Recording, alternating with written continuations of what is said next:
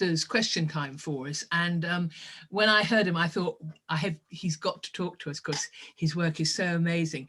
And Pam and I were saying actually earlier on how fantastic it is. You don't get many glass artists who are truly sculptors, and I can't wait. And we've had a little bit of a preview of what's coming, and I can tell you it is amazing. So Joe, over to you. Well, thank you very much. Hopefully I can live up to that. Yeah, thanks everyone for coming. I've got a fair few slides, more than I thought I was going to have. So I'm going to go through them, and it's just an outline of sort of where I've come from, what my ideas are, how I go about what I do, and yeah, hopefully you'll find it interesting. So yeah, shameless bit of self-promotion on the first slide. And then off we go. Hopefully, there we are.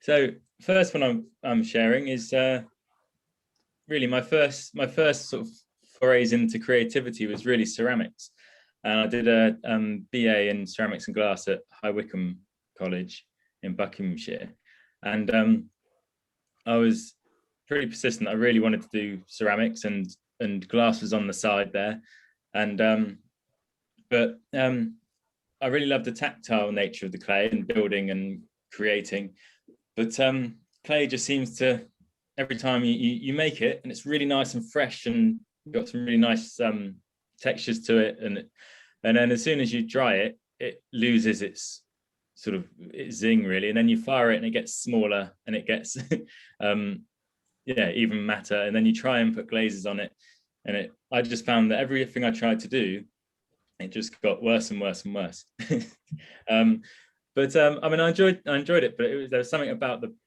it was just the start of it I really wanted to do. The rest of it, I found a real challenge and a chore really. So it wasn't until and here's some other bits of it. So yeah, a young lad in his 20s doing that sort of thing. It's very much mechanical machines, and sort of, yeah, textures, and so it still relates to some of my work now.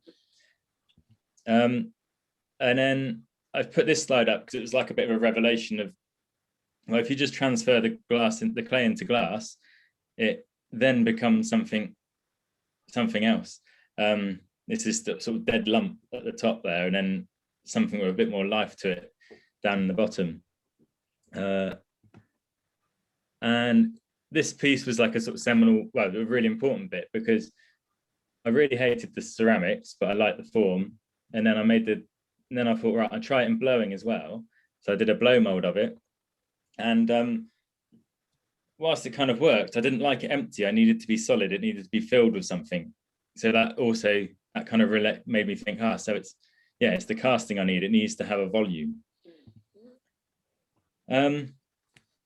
So that was my sort of way into glass, really. It wasn't until the Christmas of the third year of my degree that I was so adamant I wanted to be a ceramicist. It took ages for me to figure it out that that it was the other way around. I was fortunate enough then to have Sally Fawkes as my tutor, and I don't know if a lot of you would have seen her work, and she offered me 2 weeks work experience, and I stayed there for 2 years. So that was coming out of my degree. So it's really, really fortunate to have that kind of experience. And she shared a studio with Colin Reid as well, or not shared a studio, was opposite to Colin Reid. So I worked for Colin as well for 2 years, for a day a week. So doing 2 years of that really helped my sort of technical processes and professionalism and that sort of thing, which was a really good sort of way of stepping stone really. And these are some of the pieces I made there with the optical glass that I use, but really these are all built out of clay. So initially press molded mechanical components built out of clay, and then a plaster mold made of it, the clay pulled out and the glass cast into it. So it's still got that freshness of the clay, but then the transparency and the lightness of the glass.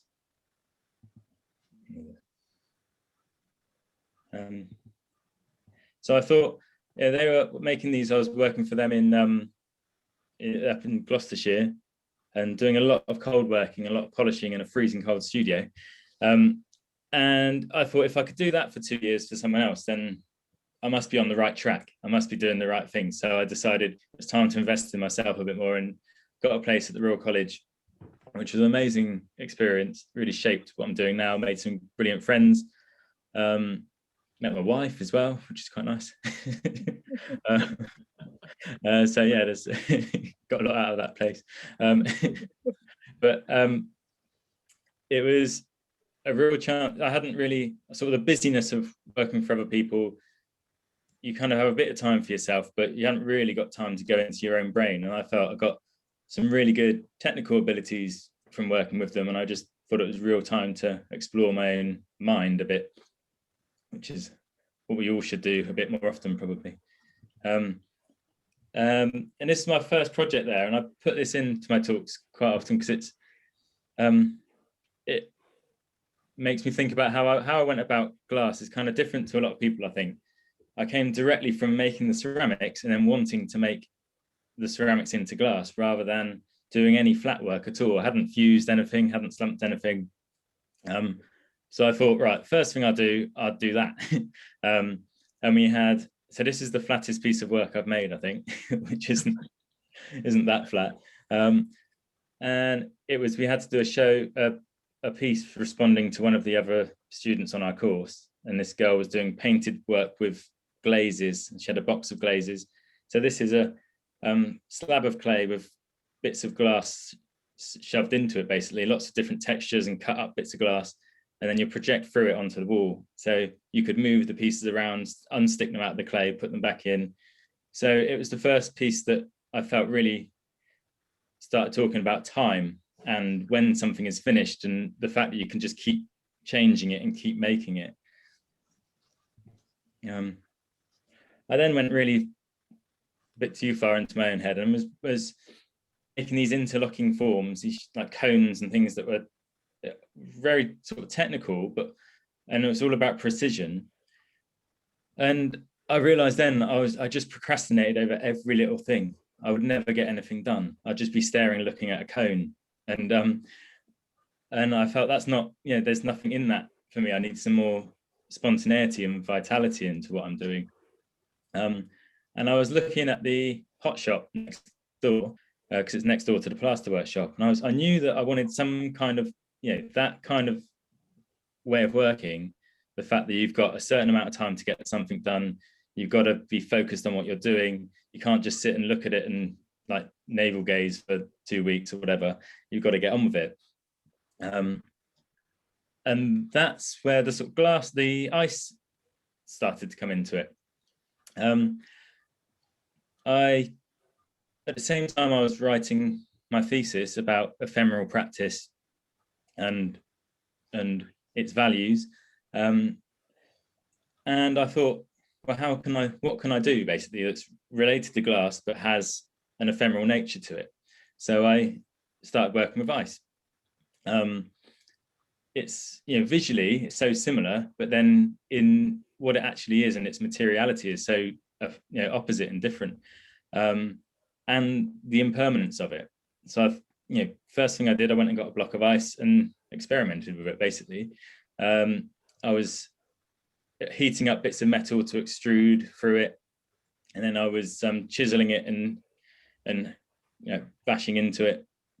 But it didn't seem that poetic, really. It seemed a bit too aggressive. What I liked about the ice, it was just this really, it was kind of a really delicate material. It's really soft and flowing and slow in how it changes. Is one of the first things which I made. So basically pouring plaster over ice and seeing what happens. Made some really messy mistakes to start with.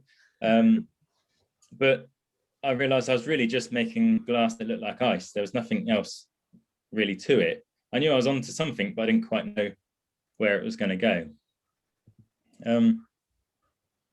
So the other previous slides, you can see a lot of what I was doing was quite quite industrial, quite mechanically minded. But I went on holiday to Poland, to Gdansk in Poland, and I went to the shipyard there. It was an amazing place, like the history of it, where the Second World War started, where the uprising of solidarity was, and then this shipyard that was in now not functioning and was almost in a restful space, and it was quite poetic really, and it looked quite calm and like quite an emotional place really. And I kind of started thinking about how there is a sort of softness and a life cycle to industrial objects and that sort of thing. So I was, like I say, hammering away at things. I wanted to soften it, and it was in Poland actually where I was with my friend, and I'm from the south coast originally, so the sea's full of salt, the sea's really rough, and she was saying how the sea in Poland started to freeze in the winter, and I thought, how can the sea freeze? And I was swimming in it, and I realized it seemed a bit like a lake, and then I thought, oh, actually, there's no salt content to it, or really low salt content. So I thought, actually, that affects how things freeze and how ice works. So that was my next thing when I got back, was to start using salt to eat into the ice. With this, it's the same piece, and it's just that thing of taking your time, watching something change in front of you, and you're a bit hands off. It's not about you're placing the salt on it, but you're not, hammering away. So you're really engaged with it. These are some of my first few pieces. So still referencing the industrial, but using the new technique with the salt. That was my degree show piece, basically. It's about 1.5 meters long, and like an I-beam. Anyway, I'm sure he's here somewhere. But yeah, after, so that was, sorry. That was my degree show, and things seemed to fit into place, with Sally offering me work at the end of my degree, and then Bruno came to my degree show and was looking for someone to be an assistant for him. So I went straight into working with Bruno and Peckham, and I was there for 6 years, I think, wasn't it, something like that? Which was amazing.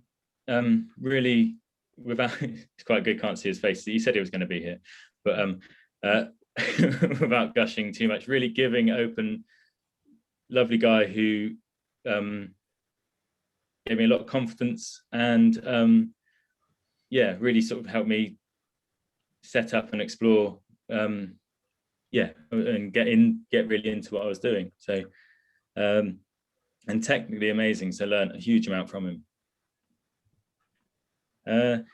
It was when I was there as well that Bruno did a course in Leibster in Northlands, and I was his TA, and that is where my relationship with tying together landscapes and the ice practice. I was kind of thinking that the industrial nature of what I was making needed to again have more to it, and just the scenery up there and going up there and the nature of the place, and then I just realized that what I was making were these places, or were these landscapes.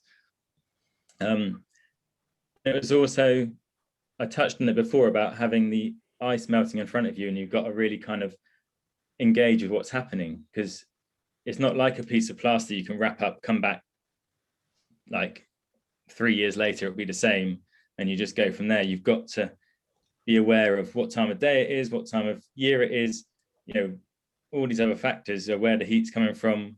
And I have a rule as well that I never put it back in the freezer once I start working with it. So once it's going, it's going.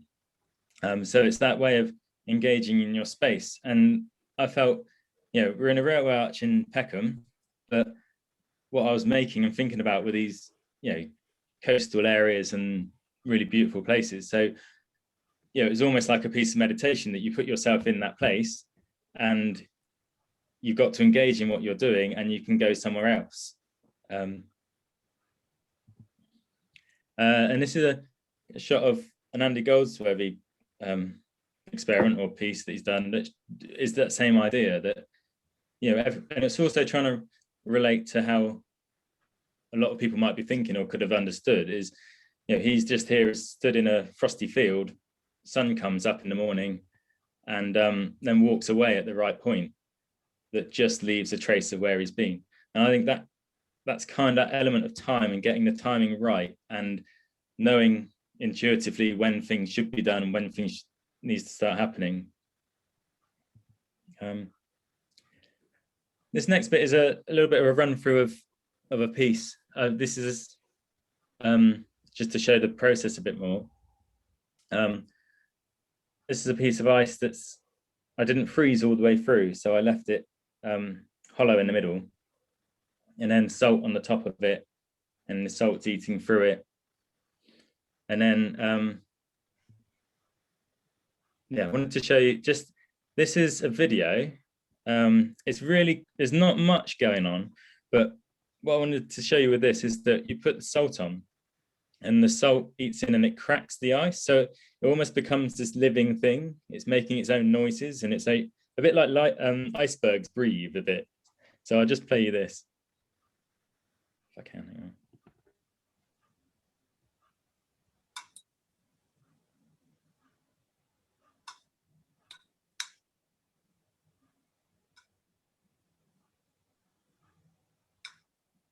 So it's not very long, but it's a bit unnerving coming from like a glass background to then hear these cracks and fizzes and pops.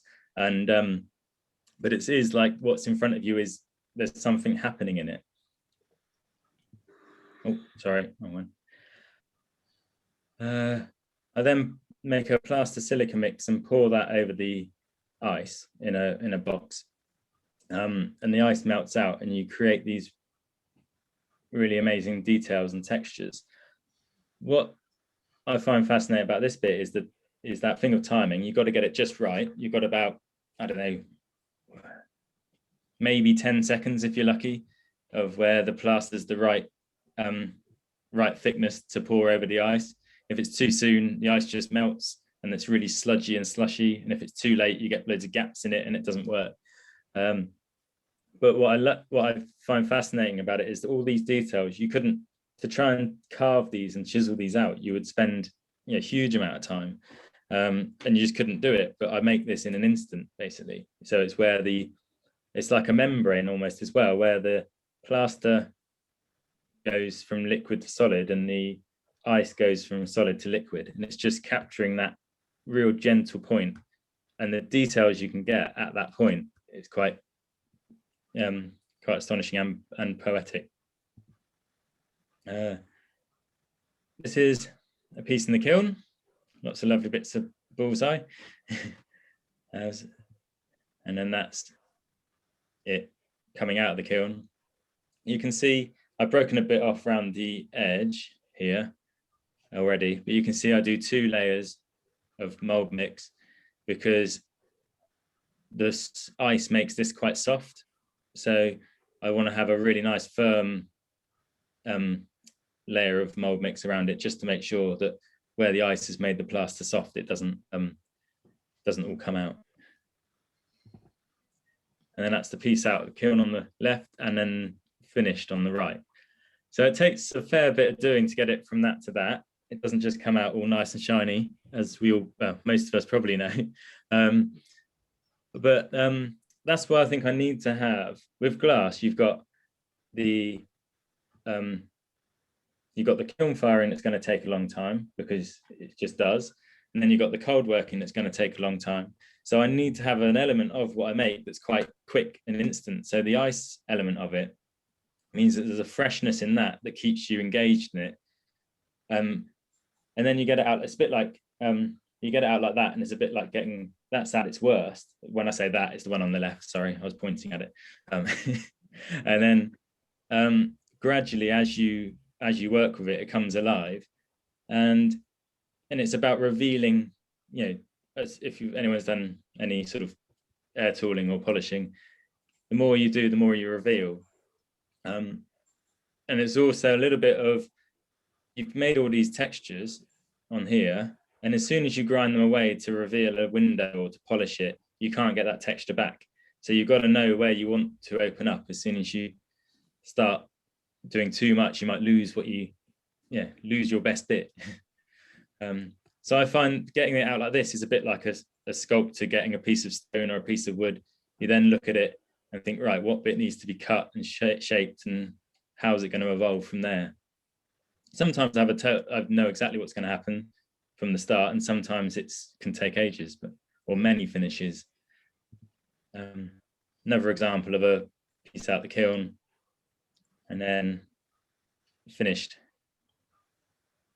And this one shows the back as well. So quite often where I get the back, this would be flat, but it's quite static when that's flat. That needs to be carved away and shaped to give the open face the movement that the front's got, and also to make certain areas thinner or thicker to change the volume of the glass or the translucency of the glass. And this is demonstrating it basically, where you've got this is out the kiln and carving it and then shaping it and then final polish, and how you reveal more and more about it as it goes. That's my favorite bit. The next few slides I've got of some pieces of work that relate directly to an area. This is quite an amazing area. I don't know if anyone's ever been to Portland. Well, I went to Bullseye, and then went up to Washington, was where Mount St. Helens that erupted in 1980, and it was quite a amazing place to go to. It's just vast, and just see how the whole side of this mountain is just blown off, and all the trees were still lying down, like almost 40 years later. And the small amount of vegetation that's grown back since then, it's kind of amazing. And then there was this place, Coldwater Lake, which was formed by the eruption. And what really struck me with this place was that I was born about 6 months before the eruption. So all the growth from there was as old as me. And it was quite, normally when you're visiting somewhere, you kind of think, oh, this has been like this for years. Nothing's changed. But to see somewhere totally obliterated and then come to life in your lifetime, it kind of brought it home how short my lifetime is so far and how little has happened. But also it was quite to put yourself in that position was quite an amazing place to be. So that inspired me, and I've made a few pieces based on that, and they've been my most successful as well, which is rather nice. So there's those three were all based on there. When I say successful, that one's in the V&A, which is brilliant. And then brilliant the fact that it's in the V&A. And then this one was the one that won the Biennale in 2017, I think. And all based on that place. I put this in to talk about landscapes, and if you're making a landscape, there's no way you're going to be able. An actual landscape is absolutely awesome and monumental. You're never going to make a perfect version of. It's not about making a version; it's making an interpretation of it. So this is like New Mexico desert, the White Place, which is where Georgia O'Keeffe, this one down the bottom, is where Georgia O'Keeffe did a lot of her paintings. Lots of movies have been set there. It's an amazing space. And then this is a footprint in the sand. So it's kind of saying about you're making don't even try to make the actual thing, you're making an impression. And the impression can be just as detailed and just as engaging as the place. put this on, and she's an artist that I'm really into. She creates sort of atmospheres and environments within spaces. So this is a glass bowl and some algae growing inside of it, and it will keep growing and keep going. And that's what I aim a bit with mine, is that you look at it and you kind of think it's going to change. It's only part way through its life. It's almost like it's on the way to melting some more, or on the way to changing an element of time still in it, even though it's a solid lump of glass. So a bit of disorder. So this is, again, going back to the white place and my sort of interpretation of it. That was amazing. I went to New Mexico desert, I think the next one's, for 10 days, with 5 days going around the environment, and then 5 days in Santa Fe in Bullseye's Glass Center there. It's, yeah, absolutely amazing. It's another one. This is Cape Lookout, so the Oregon coastline. And then this is back to New Mexico and this series of work that came from that.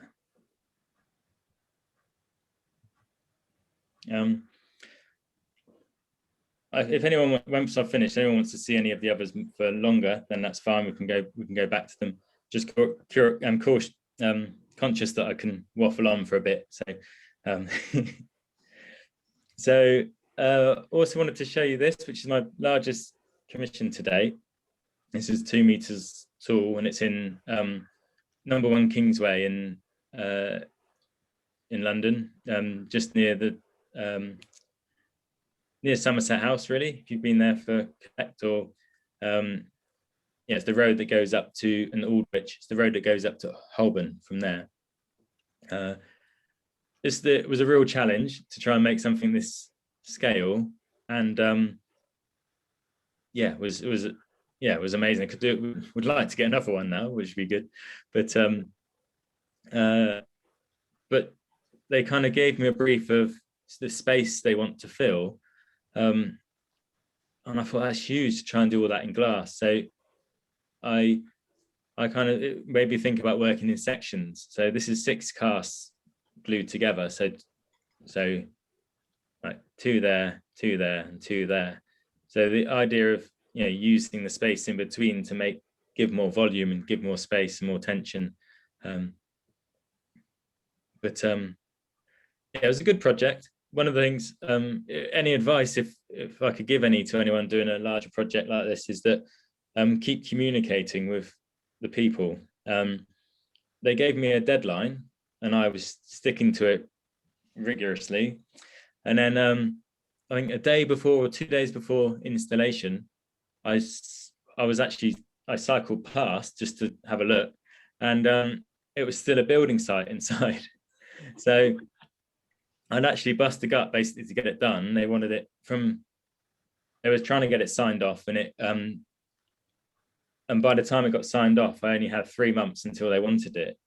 So I thought that's quite a lot to do. So I worked solidly 3 months on it, got it done, and then the place wasn't ready when I was in, and the stone was already on the lorry to come and install. So they had to quickly finish that little area so I could install the stone, because they couldn't take that off. That was already on its way up, basically. And then went to install it once they'd finished it. But it would have been much easier had I talked to them enough.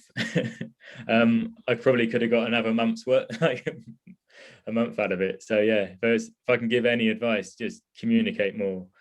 And yeah, dates can change. That's another angle of it.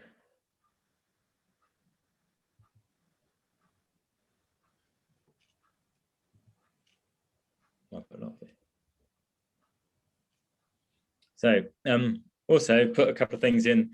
Is, you know, I use I've got a fridge. I've got a freezer the same size as my kiln, so I can make blocks to fit my kiln. If you're trying to work on something big though, or if it's a commission that you've done a drawing, so you have to have something that's quite close to your original drawing. If you just freeze a lump in your freezer, it freezes from the outside in, so you get all the impurities in the middle, and it's much softer in the middle. So if you're trying to carve it or get it to a certain shape, it's not going to do. There's no consistency. So I go to a ice place in Wimbledon, and they grow their ice from the bottom up. So they just have a plate, sort of a frozen plate on the bottom, and they pump water around. So it only freezes against the bottom, and then it gradually grows up, and then they can take these perfectly clear solid blocks out. So if you want to, then you can carve it really nicely, and it can shape it how you want it. But also they have some really cool kit. So I'm just going to show you a video of what they can do.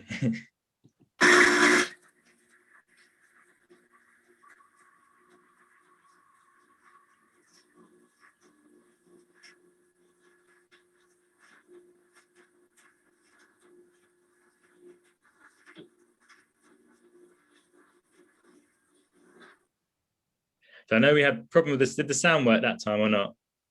Yeah. A little bit, yeah. Yeah, I know we had problems before, but it's just that way of scaling up. You kind of need to, like, you can get stuck if you think, oh, I've got to do it all myself, or I can't get any help from anywhere. You've got to think, actually, I can't do it all myself. I need to find people that help. And I've actually worked with these guys for about 10 years now. I get a couple, and I don't get much, a few pieces a year, but I've made stuff for their sort of offices and stuff. Very little money changes hands, and they're really, really lovely people. Sorry. And then you get to use chainsaws and things like that. It's just quite good fun. And this is something I've been working on recently. Checking on my time. So again, it's getting a bit more precise, but this is the outline of a map. So I've got a commission to do the map of a certain area. So the ice sculptors have CNC'd the map shape. I've done the computer work, and they've CNC'd this. So I'm starting from the form I want, which is a different way of working. It has its own challenges, and it becomes a bit more, you're trying to keep stuff rather than, it's not so free flowing. But then it's a commission that they want for their space. So it's got its own challenges. I wouldn't say it's as, in a way, it's not as creative in some senses, but it's an interesting experience. It does get quite expensive. So it's about a £200 block of ice there. So you've got to get it right the first time.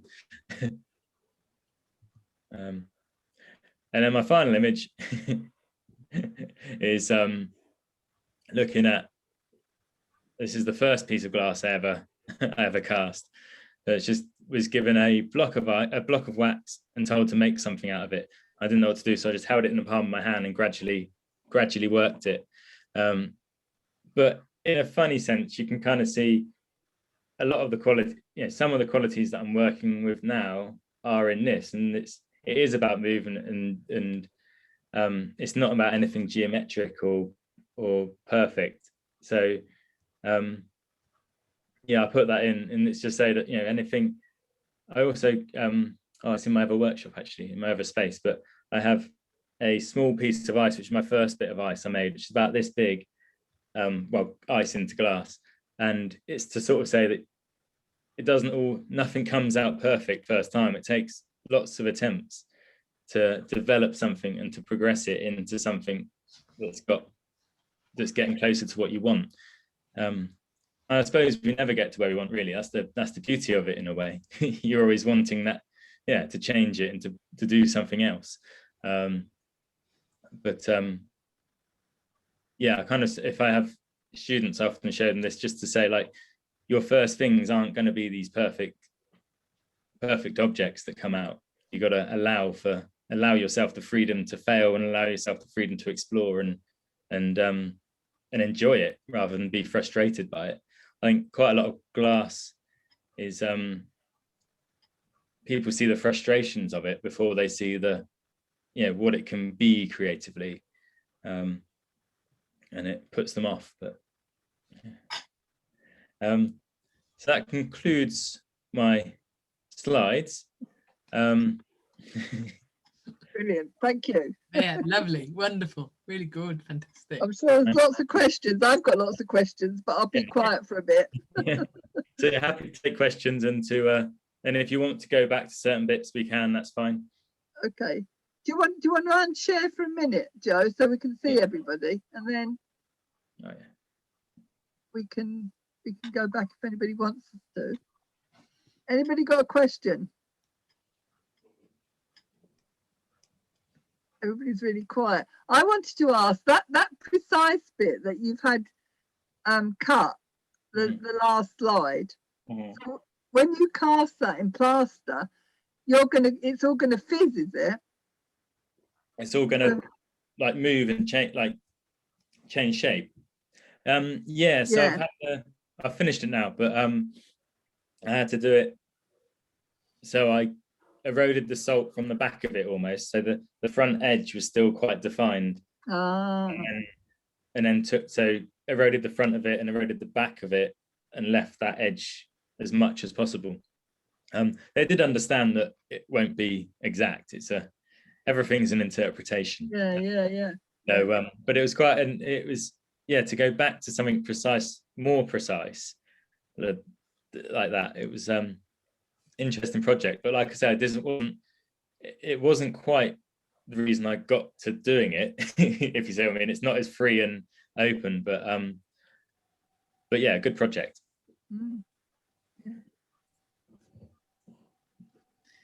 Can I ask a couple of questions actually? One, the company who grows ice. Yeah. I know that they're not in existence just to grow ice for you. What do you grow ice? Well, they're ice sculptors. So they would do. They actually do. I don't know if anyone's ever been or seen the Winter Wonderland in Hyde Park and things like that. I don't know if anyone's heard of that, but anyway, all sorts of commercial stuff like events and things where you've got emblems and logos and things. And they did a polar bear in Trafalgar Square with a bronze skeleton inside of it, which was that was pretty fascinating. So they've got their own. They don't exist for me at all. They should do. I'm sure they'd love to actually. And also, I'm a bit confused about this idea with ice, because ice, as you said, is such a sort of it's such a transient material, really. Yeah.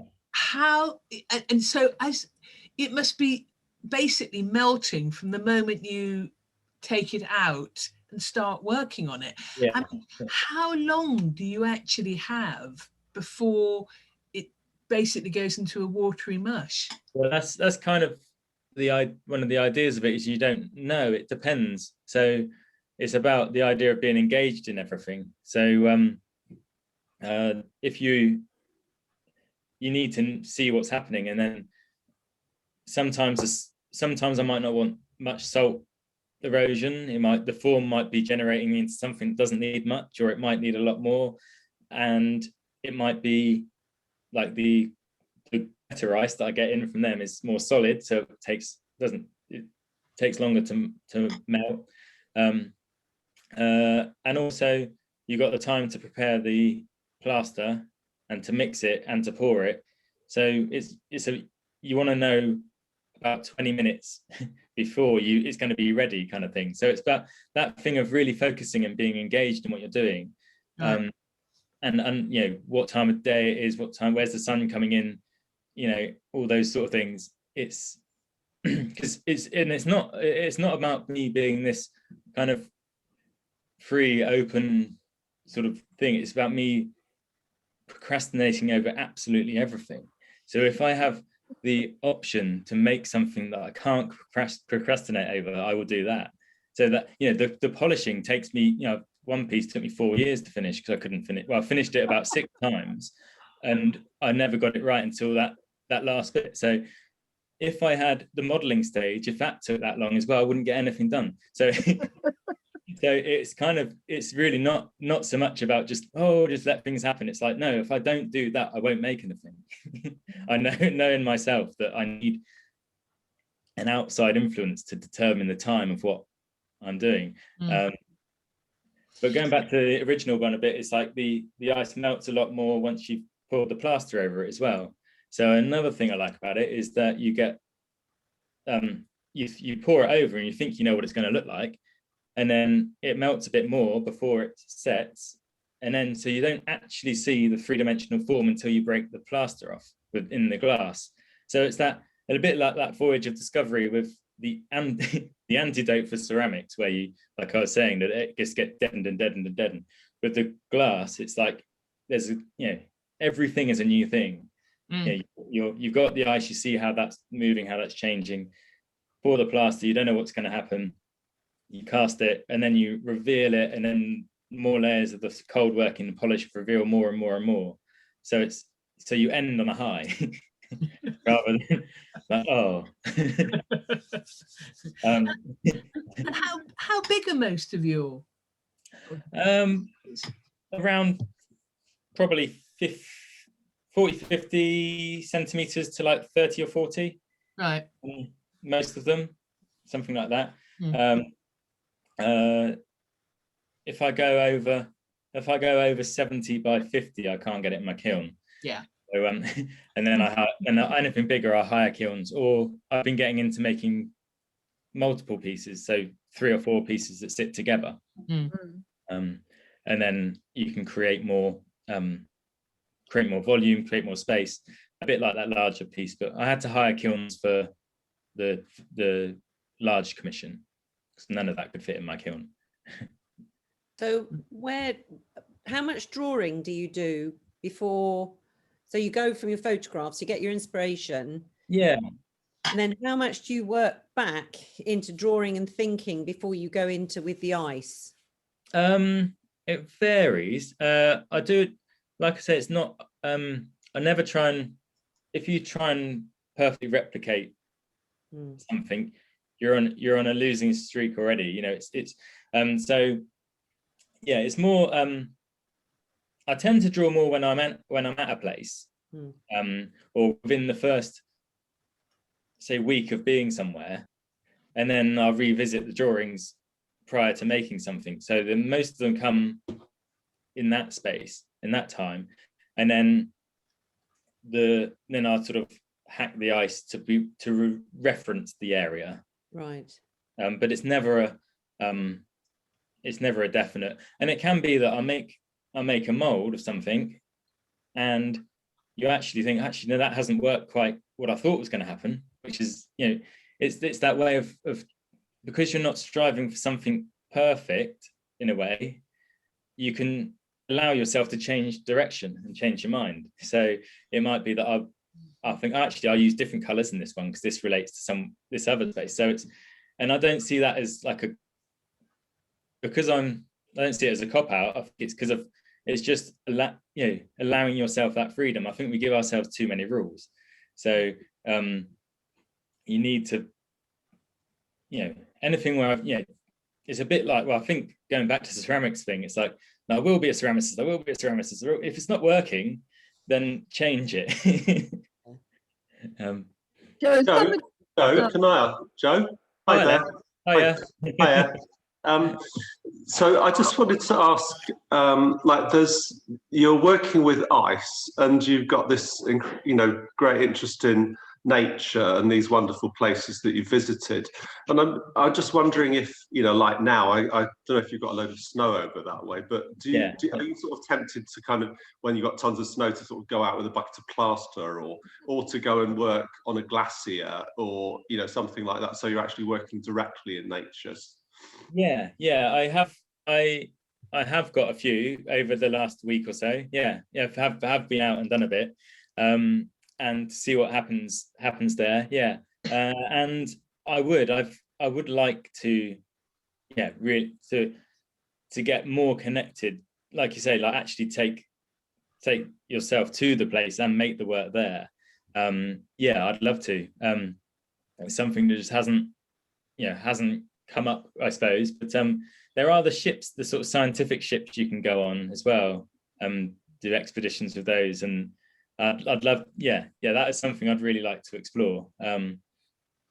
It's just that element of, as it is, that sort of really extreme travel, and not well, at the moment it's no good, but the last few years of little ones and things, I haven't been able to do that, but definitely I would like to do that in the future. I see we've got Peter Bremers here, who's been to the Arctic. And oh, cool. Yeah. Can I just when you actually mix the plaster and pour the plaster, what consistency is it? Because I know when plaster starts setting, it warms up quite incredibly, depending on the kind of plaster you use. So if I was to say experiment with a few ice cubes. It's really as late as you, because it kind of what happens with it is it goes it's almost as if it's gone too far, and then when you put it on the ice, it softens it for that little, the water from the ice softens it for that little bit of time, just to capture it, and then that's when you need to do it. So you need to do it when it would normally be too late. Is it sort of that cheesy stage? Yeah. So trying to pour, it's fine when you're doing sort of small things, but if you're trying to pour like 30-40 liters of plaster in 5-10 seconds, it can get and then you poured it, you sort of slurped it on, and then you build it up. Then you can build it up, or you could do. You need to cover it in the first. I normally just pour a block, if I can, because that's the best way for my process. Because if you don't cover the whole thing, then you get holes in it and it starts leaking and whatnot. So I tend to try and, if possible, if I've done the right measurements, pour a block in the first pour. Right. So you actually have your glass shuttered in with wood, or? Yeah, have the ice shuttered in with wood, and then pour the plaster on top. Yeah. Right. I'm going to try that. Give it a go. I mean, someone has asked Joe, do you need to clean out the soft plaster from the mold? So what I do, because again, it's that thing of not being too precious about things. It can come out and you think, oh, that's a really lovely bit of detail, but if it's really weak and it's going to break and it's going to float in your glass, and it's going to ruin it. So I tend to I put the molds up on the side and get a hose pipe with quite a powerful jet on it, and if I can blast it out, so I lose the bits that get blasted out with a hose pipe, because I think, well, if it's going to get blasted out by a hose pipe, it's going to get broken by the glass. Yeah. So you're quite ruthless with it in a way. Yeah. Because you've got, and I do. I mean, you can use sort of harder plasters and things, but then harder plasters have longer setting times, so that makes that stage much harder. And the plasters I use, the softer ones, have a longer working time, so it's a more gradual set. So I've kind of devised the one I want to use,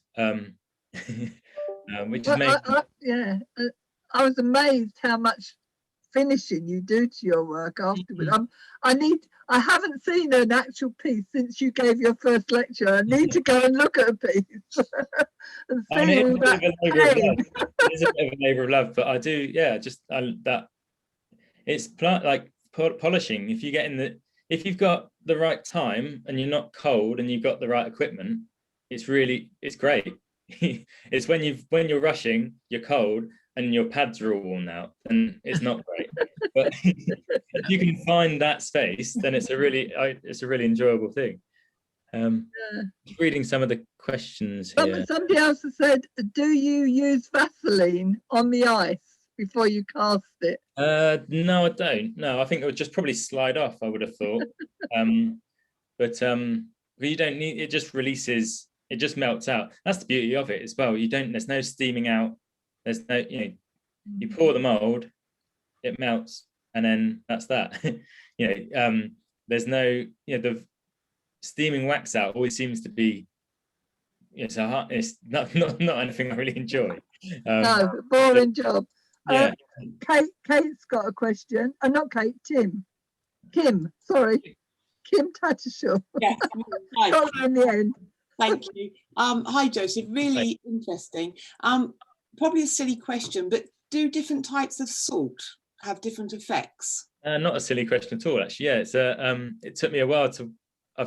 I use if it's too fine, it doesn't do anything because it just gets too frozen solid with the water. If you use rock salt, it makes, because they're uneven shapes, they kind of crisscross around and bury their way in like that. But if you want a really direct kind of carving out or erosion, I use dishwasher salt because it's refined in a pellet form. It just goes straight down through. So yeah, never thought I'd be a salt connoisseur, but yeah. Thank you. Good question. Hi. Yeah. How do you have to get rid of the salt at all before you cast it, or does the salt not react with the plaster? Yeah, good question. It tends to, because it wouldn't be great to have a load of salt in your plaster and in your kiln and what have you. But because I pour, my interpretation of it is because it's all cold and I pour the plaster so late, most of anything on the surface just get washed away. It doesn't actually become a solution in the water. So I've never had an issue with it. But yeah, good point. But I tend to, because I wash it out with a hose and stuff afterwards, it would be really minimal what would be in there by the time I come to firing it. Can I ask, I find this really fascinating, you being a connoisseur on salt. I mean, did you consciously think, I'm going to investigate how different salts work, or was it sort of this isn't working, I'm going to try something else sort of? The table salt was just a non-starter. So then I went for the rock salt, and then the dishwasher salt was an accident because I just wanted the biggest bag of salt I could find.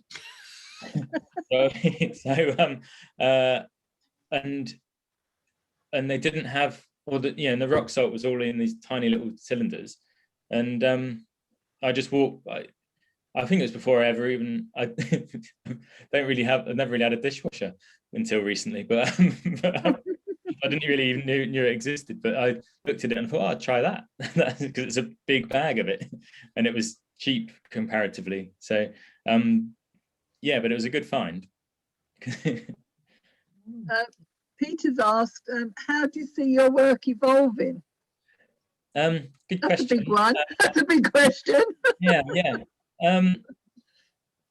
I haven't made a huge amount recently. I've made bits and pieces.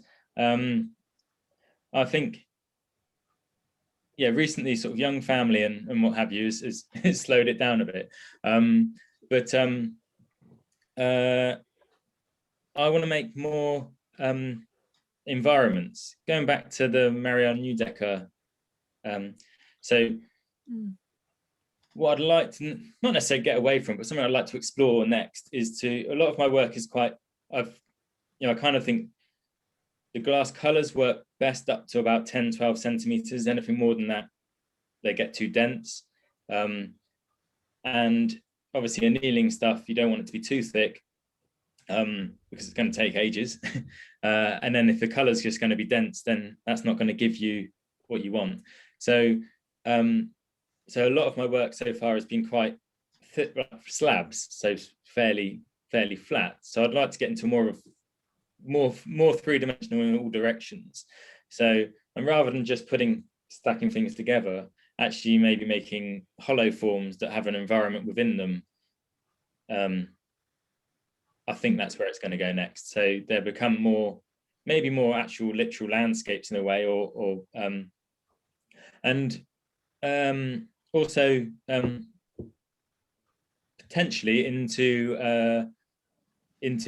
like interior. So I've had some inquiries into doing some tables and shelving and stuff, which I think could be quite would look really great. So big slabs of it as tables and shelving and things. So if those commissions come off, then that would be great. It's always better to explore something like that if someone else is funding it as well. But so that's another thing. In terms of sort of professionally or what have you, it's for me it's a big day for me today as well, because I've worked for 15 years as a technician at St Martin's College, doing mold making glass when they had the glass course, and today is my last day. So so I am now so I've been working, little kids and mortgages and things, you need to keep going. So I've been doing 3 or 4 days a week the last few years there. So yeah, I'm going to go full-time glass and taking on a new unit, and so I'm going to run courses, and I've already do a lot of fabrication work for other artists as well. So I do fabrication courses and my own work, and the courses are going to be, because I've St Martin's, I've been doing mainly mold making, like jesmonites and silicon resins and things like that. So I'm going to cover that and the glass side as well. So that's the plan. That's where it's going to go next, hopefully. That should keep you busy. Yeah, congratulations. Congratulations. Here's to a brilliant future as self-employed. Yeah, I mean, maybe it's a silly time to do it, having get rid of your wage, but no, I think it's I'm 41 now. It's about time that I just do that. Sometimes you just have to make those moves. Yeah, I think it has, it's been going really well. I've had a lot of interest in things going well, so I just feel like my work needs to make another step somehow. And I if I was to keep doing what I've just done for the last few years, I don't think it's going to take too long. So I need to I need to have more faith in yourself. I don't think I'm worse at everyone thinks they're all rubbish. Well, I do. you just do. You never have confidence and faith in yourself. So I need to try and do that and move forward. Well, we all have confidence and faith in you. So with us behind you, you'll be okay. I'm just looking at Peter said, have you ever tried alcohol? Peter would say that. Have you ever tried alcohol instead of salt? Of course I would say that, Pam. We've had too many drunken evenings, Peter. I don't know if I should say this, but I missed those. I haven't tried alcohol, but maybe it's the wrong. I'm going to say it anyway. It's one of those things I'm going to regret. But I did some outdoor sculptures with some. I went to that ice sculptors again, and they gave me just all their rough cuts, and I had a show on. It was in a crypt in St Pancras Crypt, and so outside I just made all these ice sculptures, not to be made into glass or anything. And there was some mulled wine and things there, which we poured over it. But then also it became, a few of us did actually, end of the night, a drunken night as a student, did some. I know what you're going to say. Yeah. Created some nice steam and a bit of an effect. So that eroded it as well. But I haven't tried that recently in my own workshop. So yeah, perhaps I should have kept that to myself, but yeah, you have to have a few good anecdotes like that up your sleeve. Any more questions? What mix do you use for the plaster? Is it plaster and quartz, plaster and malachite? Plaster and quartz, and 700 grams of each per litre. Yeah. And I use the fine casting plus plaster. Right. You can get away with most things. We're using the cheaper one, which is the Potters, but because it gets quite soft, I just have that. Use that. It's a couple of grades up just to make it a bit stronger. And is that what you put on the outside as well? When I could get away with using the cheaper one for that, but I just buy one lot of plaster basically.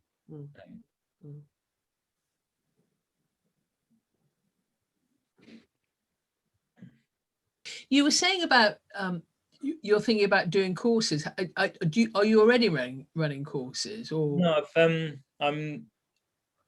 I'm signed up to take on a new unit, but I've told them that I'm not taking on the unit until the kids are back at school, because there's no point me having it because I can't get there.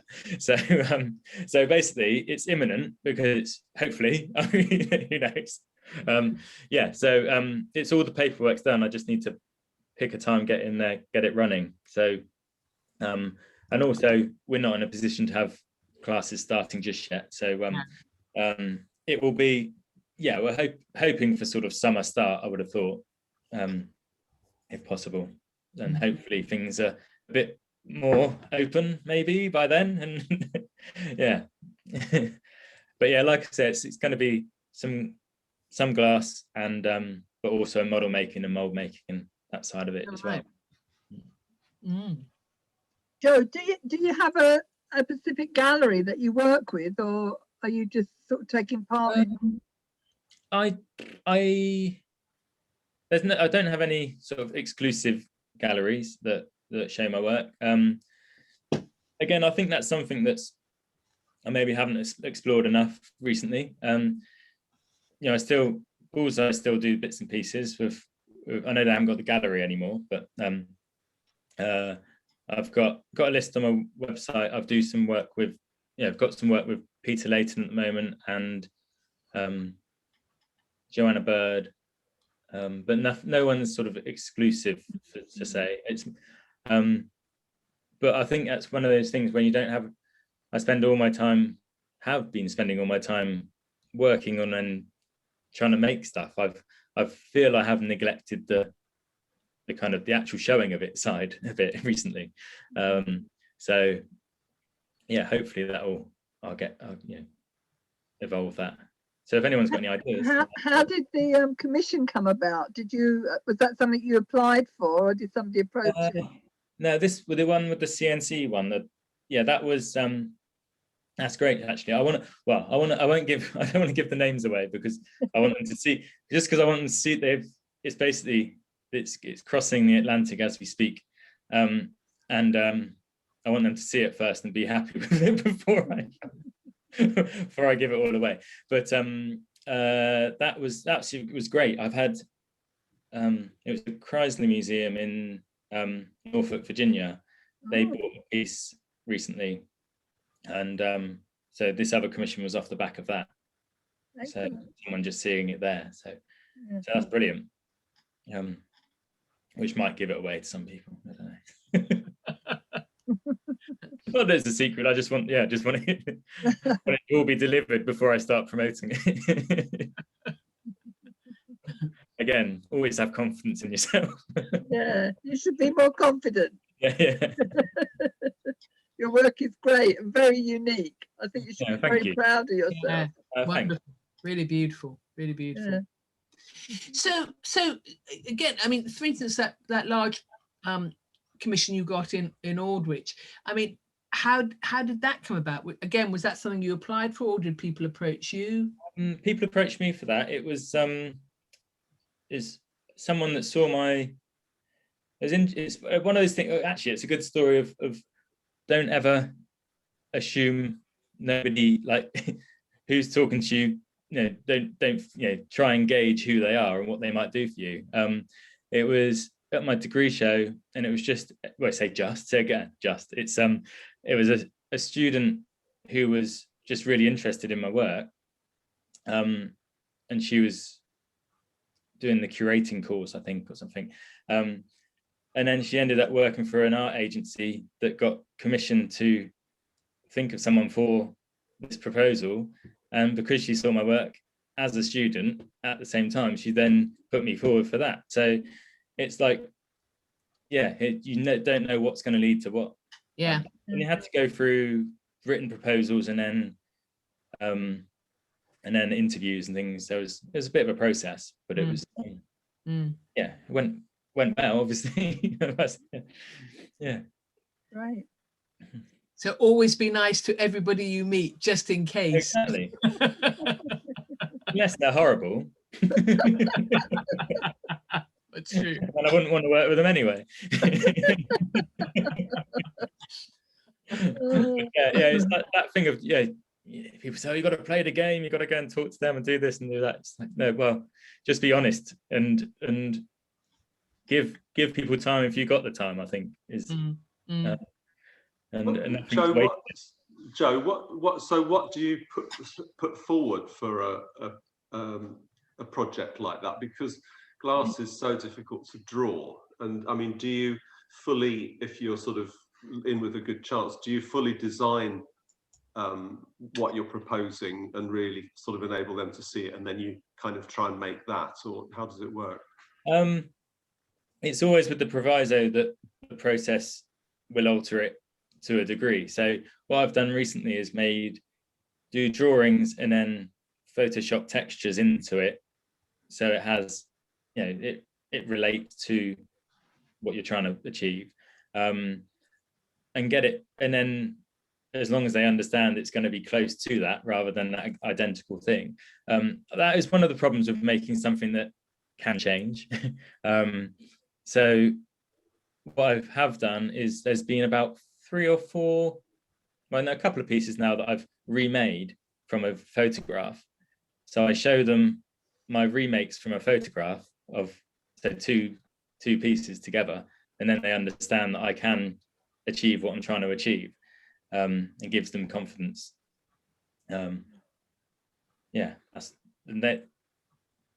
They tend to not sign up for it if they're not happy with that. So yeah.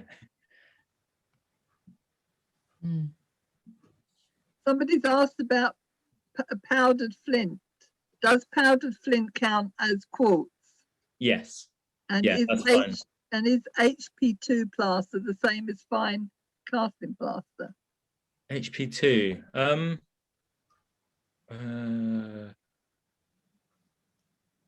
Without looking that up, I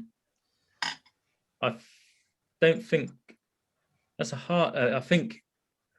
Oh, you're doing my knowledge now. I think that's a harder one, and is it a low shrinkage one? I think.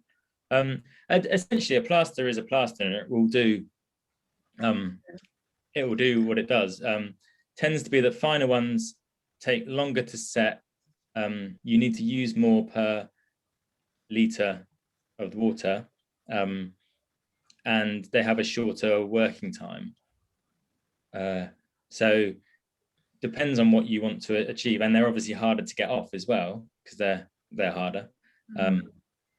So it depends what you want to achieve. I'd have to look that up, what the HP2 is exactly, but I think they're slightly different. But I wouldn't have thought you could still use it. I would have thought. So when you take your plaster mold off your piece, do you sort of dissolve it in water, or will it break off? It depends how delicate the surface is, really. You just break it off roughly, and I never try and take off big lumps at a time, because it might be that little delicate bit that's coming out of the texture might be the bit that you want. So I tend to, you've put in that much effort, you might as well spend 10 minutes rather than 3 minutes to take it apart.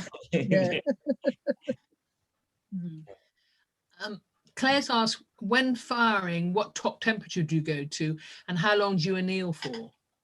The first, every element of that. Go in a workshop. Yeah. It's your first person for your workshop. Yeah, I mean, if anyone's near Caterham, Surrey, then that's where we are. Both those are. It depends. So tends to be, I cast at about between 840 and 860, depending on how far it's got to go, how thin the areas are, how much glass there is. If it's a nice open form, obviously the lower you go, the less pressure's on the mold. So if you can get away with going lower, then do that. And then the annealing it depends for the thickness of the glass. So I tend to use mainly Bullseye, and I use their chart. I use their chart and then go one stage up. I know they're actually really cautious on their chart, but because to take into account of the mold mix and any other factors and the fact that it's not all one thickness, that tends to work for me. Go for whatever your thickness is, go to stage above, and that seems to work so far. Thank you. No problem. Rose is saying, might be a silly question, but hang on. But earlier you mentioned you use a plaster silicon mix. What kind of silicon do you use? Silica rather than silicon. Oh, right, silica. Silicon's like what you use to make mold, like rubber. But silica can be, it's quartz, flint, silica, are all the same thing basically. So they're all interchangeable. So you can use all three of those and follow the same recipe, and they'll all be fine. But I use I get mine from Milton Bridge Ceramics. Get a load from there, and I use quartz. They're quartz, flint, and silica. But I use quartz from Milton Bridge. Great. Yeah, lovely. Well, I think you've given us a good tutorial there. You must be probably the best mold maker in the country, I reckon, with all your knowledge at St Martin's. Yeah, I've been getting into jesmonite as well, which is an interesting material. So going on to what I might make some components in jesmonite and metal finishes alongside the glass as well. So it was interesting, your white and clear one. So was that bullseye glass, the opaque glass? Yeah. And then they flow in together. You can have troubles with them because of some fracturing and stuff. Some people have had issues with the white and the clear. I find as long as if it all mixes together, then it might not like each other too much. But if you get it so they flow into each other, then it works. Yeah. It is lovely the way you get the gradients of colour, and like you're saying, you're carving away to get the colour as well, which is so that's really part of it, like doing the backs of them. Yeah. You do waste a bit. Well, don't waste a bit of glass, do you? Because you make it a better piece of glass, ideally. So but yeah, it doesn't stop at I don't just cast something, get it out, and it's done. Yeah. But like I say, if I have to do something quick, otherwise it's not get anywhere. You'd be there for years. Well, it's a bit horrifying when you said one piece took you 4 years. Yeah. I mean, it wasn't obviously that wasn't on like every day, but I know. I finished it. I reckon I finished it 4 or 5 times, and it was actually the one that won the Biennale, the bit in 2 pieces, because it was originally 1 piece. And then I sawed it in 2 and it worked better. So that was on the 3rd attempt, I think, of finishing it. Wow. So yeah, I need to get a bit quicker, but Matt's asking. Sorry. Matt's asking what tools do you use to carve the glass? That is that was on the last one, wasn't it?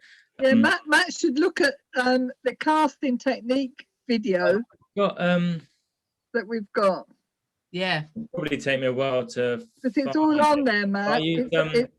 I use a Suna, which is an electric grinder, and with pads from most of my and I use a diamond saw attachment to carve it away roughly, and then flat pads, 10 centimeter pads from a mixture of ones from DK Holding and his glass. But all the other information is on that last bit. I hope that helps a bit. Well, Cheryl's already hoping for a workshop once the Oh. once we're after lockdown.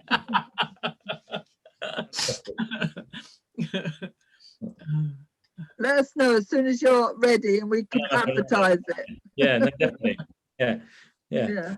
No, I'm looking forward to it because I mean I do really enjoy the teaching side of it as well, and I will miss that from leaving work.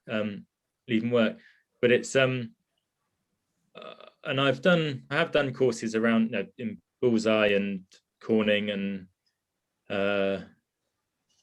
Ireland and Denmark and around the places. I've got one in Glass Hub as well, if everything works out. So I do enjoy it, but I much more enjoy teaching that than like the college thing has just become so like bureaucratic and yeah, everything's getting I find I don't need you really need to rant, but it's you don't get much contact with the students that much.